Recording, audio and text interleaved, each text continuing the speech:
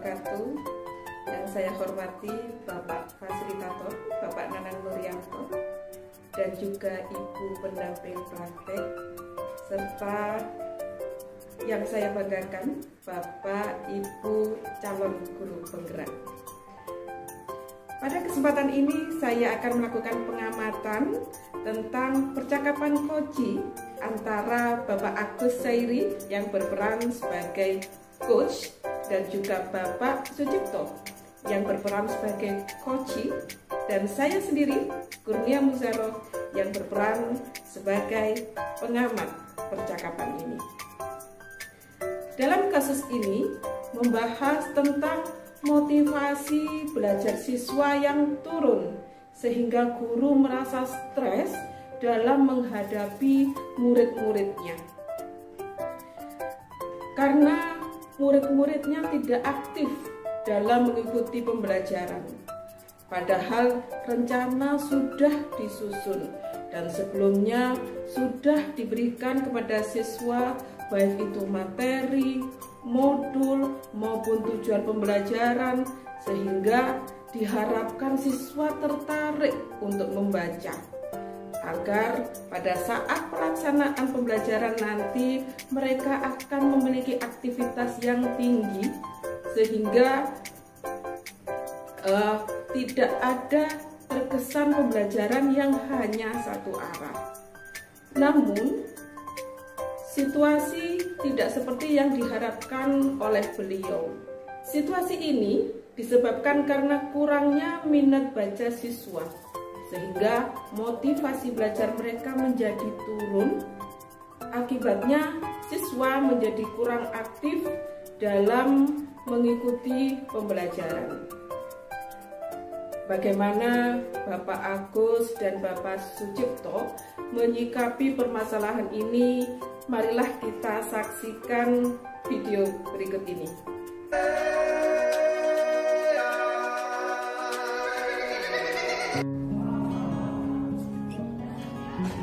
Assalamualaikum Pak Gus. Waalaikumsalam Pak Cip. Ya, Pak Cip. Ketemu kayaknya. Baru ketemu kita. Iya. Bagaimana kabarnya Pak Cip? Alhamdulillah baik Pak Gus. Kangen Pak Agus. Ya sama Pak. Saya juga kangen. Ternyata kita sudah lama sekali. Iya itu. Saya nyari-nyari lu kemana Pak Agus. Dengar sampai dari saya. Iya saya lagi. Nggak tahu anak-anak sekarang lagi turun motivasi belajarnya. Saya berapa kali saya ngajar di kelas mau dibuat stres itu sama anak-anak. Bayangin loh, gini loh bagus ya. Saya udah nyusun rencana, udah masuk kelas, udah semangat saya, udah ada.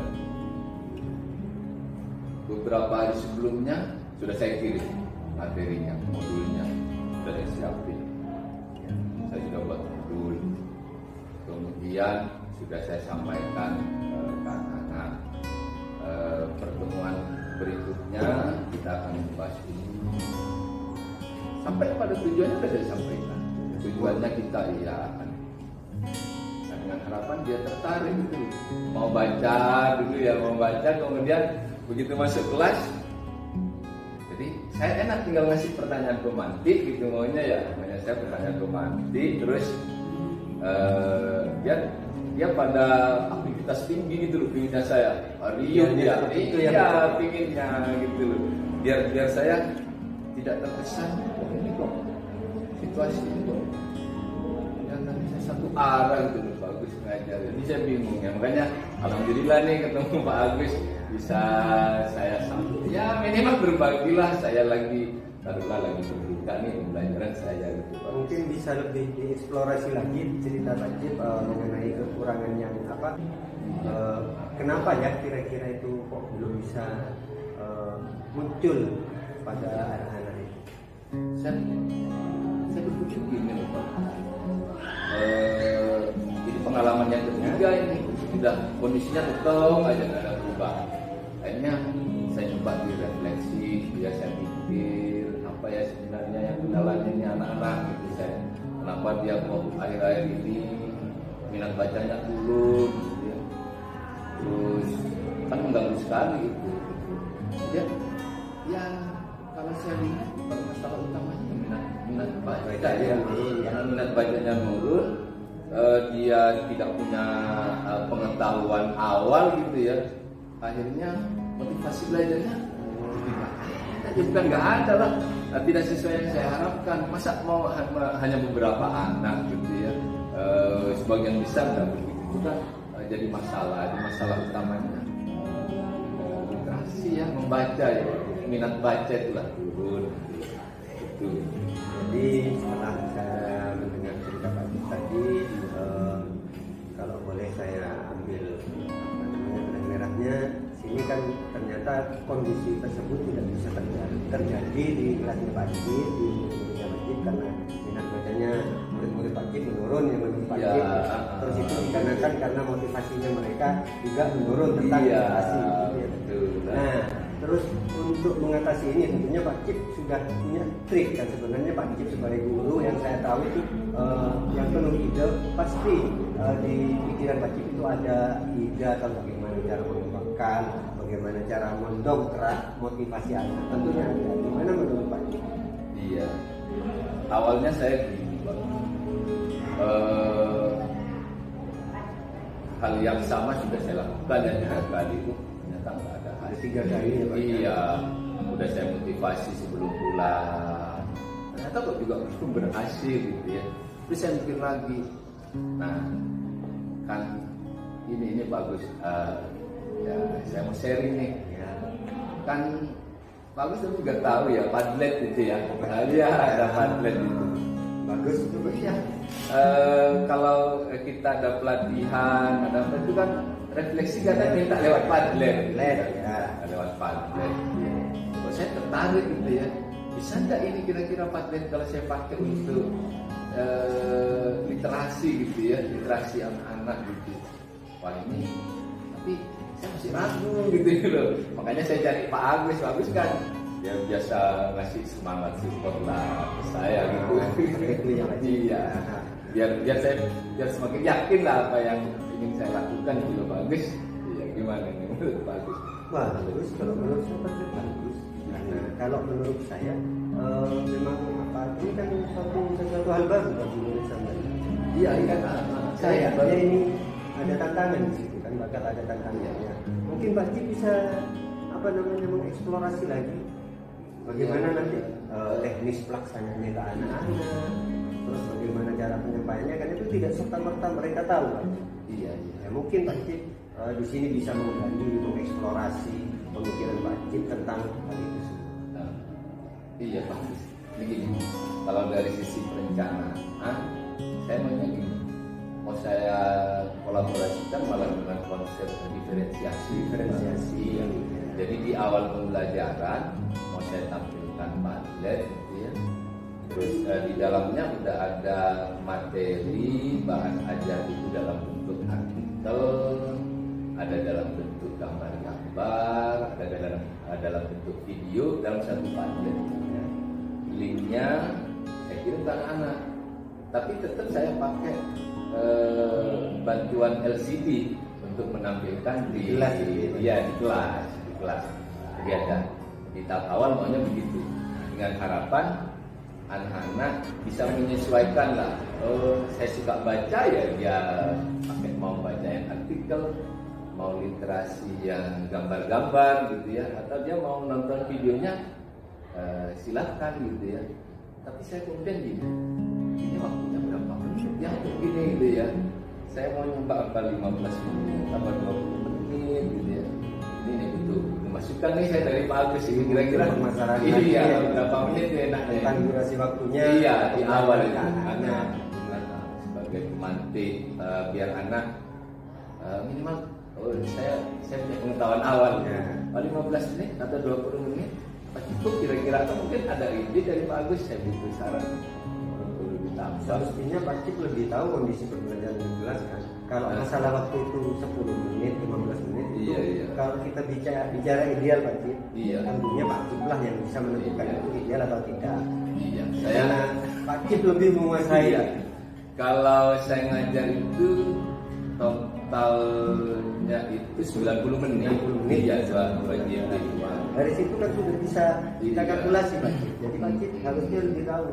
Dimana kalau 20 menit saya pakai untuk baca, ke 15 menitnya untuk saya gunakan dia untuk menulis ya, menulis, memberikan hasil literasinya. Nggak pakai Padlet itu. Ya, itu sudah 35 menit Pak Cip. Iya, 35 menit. Terus sisanya waktunya mau digunakan? Nah, nanti masuk ke ini diskusi. Diskusi mau menyimpulkan hasil literasinya anak-anak itu. Seperti kita ini kan diskusi memang kegiatan yang penting bagi anak. Nah, saya ini Pak Ibu, saya punya keyakinan anak-anak ini mau literasi. Kan Padlet itu kalau pengalaman saya kalau pelatihan itu suruh nulis di Padlet, saya bisa lihat punyanya teman-teman yang lain gitu loh. Bahkan teman murid Iya. Pak Cip itu bisa saling melihat refleksinya satu dan murid yang lain. Pak Cip juga bisa mengakomodir dari sebanyak refleksi yang dituliskan oleh murid. Nah, itu yang membuat saya yakin ini bisa mengubah ya motivasi anak untuk membaca. Kan dia lihat itu punya temennya, punya temen saya udah nulis gitu loh. Terus ngapain saya nggak nulis? Harapannya begitu. Benar Pak Cip. Menurut saya, iya. Gimana ini menurut saya? Kira-kira gimana ini? Sebenarnya Pak Cip ini pintar menganalisa sendiri. Ya, itu kalau menurut saya itu sudah suatu kesampilan, suatu penarikan benang merah loh Pak Cip.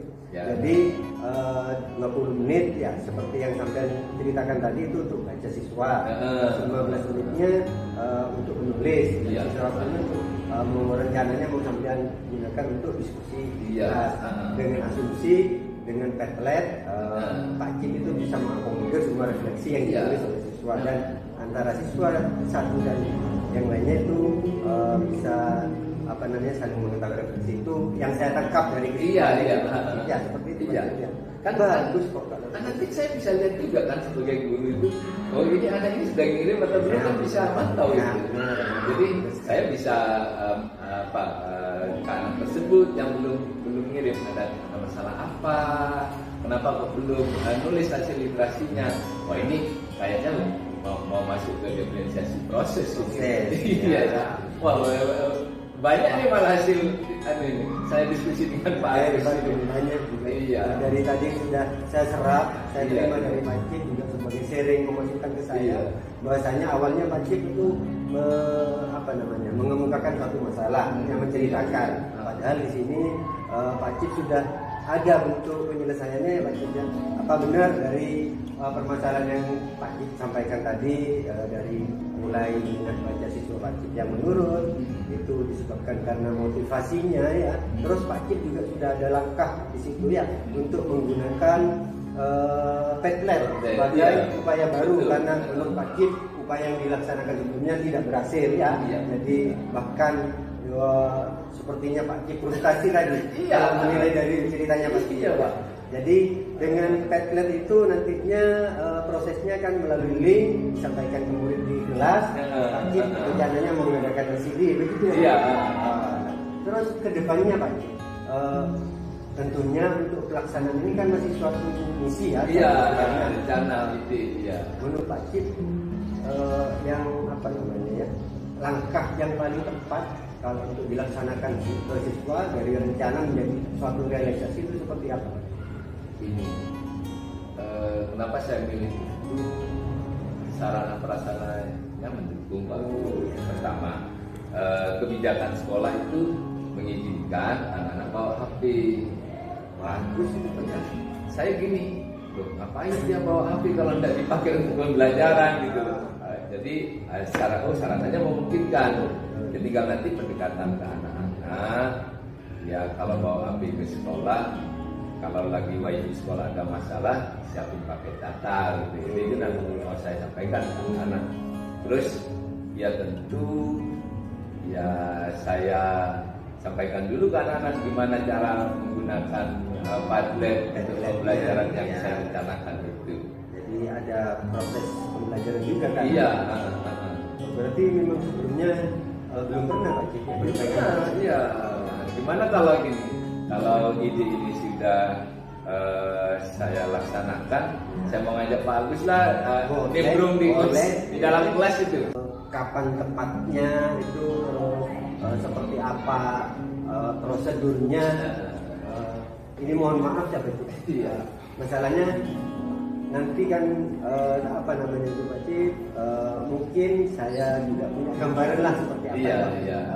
Seandainya Pak Cip nanti membutuhkan tenaga saya, terus membutuhkan mungkin juga partisipasi saya di kelas, jadi saya ada gambaran Pak Cip. Iya, iya. Itu Pak Agus. Jadi kan ide ini tujuannya itu tadi ya, untuk meningkatkan minat belajar anak ya, dan bacanya gitu ya, dan baca. Nah, nanti ya akan saya susun di RPT-nya. Nanti di pertemuan berikutnya lah, nanti saya sosialisasi dulu ke anak-anak bagaimana menggunakan materialnya itu. Lebih ke prosesnya di kelas nanti. Iya, prosesnya di kelas. Nanti kalau pertemuan berikutnya nanti saya hubungi ya Pak Agus. Iya. Karena nanti di tahap persiapan di RPP-nya itu kalau udah saya buat, nanti kita ketemu lagi kalau Pak Agus ada waktu ya. Tapi saya punya keyakinan dan yang mau melaksanakan itu. Ya, ini kan udah semakin ada apa ya? Ada motivasi tambahan ini. Ada keyakinan bahwa Pak Tulus ini kayaknya jadi solusi ya. Ternyata tidak terasa Pak Cip ya. Sudah Pak Cip sudah banyak bercerita tentang permasalahan di kelas, tentang nilai yang menurun, tentang cara mendongkraknya bagaimana. Bahkan Pak Cip sudah sudah menceritakan langkah-langkahnya. Bahkan tadi dengan mengajak untuk berkolaborasi ya. Ya semoga saya nanti bisa membantu Pak Cip. Ya. Jadi sebenarnya Pak Cip sudah ada upaya untuk menyelesaikan permasalahan Pak Cip yang dari minat baca menurun, terus kurangnya motivasi siswa. Sebenarnya Pak Cip sudah bisa mencari solusinya Pak Cip ya. Mungkin tinggal kita implementasinya saja ya. Mungkin untuk implementasinya kita bisa bicarakan lain waktu. Kapan Pak Cip? Kapan kira-kira? 2 minggu lagi lah ya. 2 minggu lagi. Ya, minggu depan saya ke anak-anak dulu ya. Lebih matang lagi lah ya. Kita lanjutkan membicarakan. Ya, bagus. Ya. Terima kasih loh Pak Agus atas waktunya loh. Ya. Saya mau kembali ke kelas dulu Pak Agus. Ini sudah kurang 5 menit ya. Siap Pak Cip. Ya, mari Pak Agus, mari. Assalamualaikum. Waalaikumsalam. Bapak Ibu sekalian, demikian tadi simulasi tentang percakapan coaching dalam menghadapi kasus antara coach dan juga coachee terkait permasalahan atau situasi yang sudah kami gambarkan. Dalam penanganan kasus ini, langkah-langkah dengan menggunakan alur tirta sudah dilakukan dengan baik dan dapat kita gambarkan sebagai berikut. Saya melihat sebagai pengamat dalam hal tujuan sudah disampaikan coachee dengan sangat jelas, yaitu minat baca siswa yang turun sehingga siswa ini tidak memiliki pengetahuan awal dan motivasi belajar yang turun. Akibatnya siswa menjadi kurang aktif dalam mengikuti pembelajaran. Kemudian untuk identifikasi berupa pertanyaan dan umpan balik pada potensi kunci yang dilakukan, saya melihat coach sudah memberikan pertanyaan yang dapat membuat coachee mendapatkan ide dalam mengembangkan dan meningkatkan motivasi anak.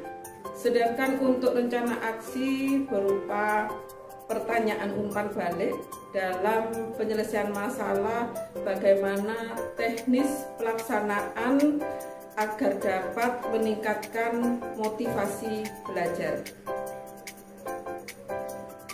Kemudian untuk tanggung jawab, pertanyaan-pertanyaan dan komitmen coachee dalam merencanakan aksinya, saya melihat bahwa coach sudah menanyakan tentang langkah yang tepat dalam merealisasikan rencana yang sudah dibuat, sehingga Koji merasa yakin terhadap keputusan yang akan diambil. Baiklah Bapak Ibu, demikian tadi komentar saya sebagai pengamat terhadap percakapan coaching yang sudah dilakukan dalam penyelesaian permasalahan. Terima kasih untuk perhatiannya. Wassalamualaikum warahmatullahi wabarakatuh.